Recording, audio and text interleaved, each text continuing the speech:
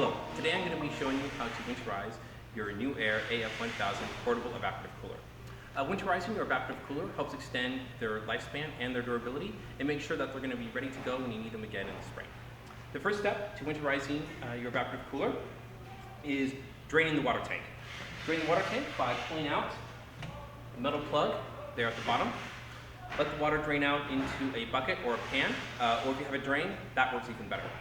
Depending on how much water is in here, you might need to empty the pan several times. So just be, when you do, take the plug, put it back in, and remove it again. Once the tank has been completely drained, you're probably going to want to also go ahead and clean out the water pump and the pipes, especially if you live in an area with hard water. Minerals and other calcium deposits can actually bind themselves to the pipe and the piping and restrict your water flow. To remove them, we could recommend using a combination of water and calcium lime solution. We prefer CLR, but any solution will do. To clean it out, fill the water tank using the side channel and add in a small amount of CLR. Just a couple of capfuls will probably be enough. Once the tank is filled, you want to go ahead and let it sit for about 10 to 20 minutes. In the meantime, you're going to go ahead and remove the filters and the cooling pads. They're located here in the back. Take a Phillips head screwdriver to remove, go ahead and remove the screw. The back pops off, just like this.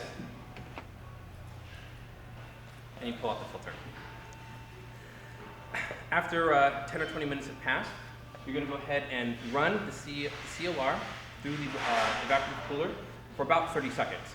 You don't want to run it for longer than 30 seconds or the CLR may actually damage the piping. And you never want to run CLR through your machine while you have the cooling pad still inside. The CLR will not only break down the glue that holds the cooling pad together, but it's also going to seep into the pad itself and it's going to start to bubble when you turn it on again. The bubbles are either going to be blown out of the fan into your home or they're going to get caught up in the motor and cause a burnout. So always remove this first before you start the cleaning process. After you've run it for about 30 seconds, go ahead, shut it down, and drain the tank again. Then you're going to fill it completely with clean water, and you're going to run it for another 2 to 3 minutes to help cycle out any remaining CLR residue that might be inside.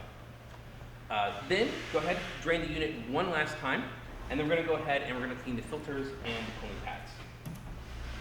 To clean the filters, just rinse them gently under some running water to remove any dust or dirt that might have gotten trapped in there over the summer. Then you want to go find another bucket, like this one here, fill it up with water, and add in some lemon juice. You can either buy lemon juice at the store, or you can buy some lemons and just squeeze them right in. Vinegar works as well, but we don't recommend vinegar because if you don't wash the pads out thoroughly after you clean them, your pads can actually end up with a vinegar smell, which is unpleasant. So once you go ahead and mix your lime juice, take the pads, put them inside, let them soak for about 30 seconds. Make sure they're fully submerged, and then take them back out again. Once they're out, you're going to go ahead and set them aside and make sure that they're dried thoroughly before you store them away. Once everything is dry, you're going to want to go ahead and pack up the unit again.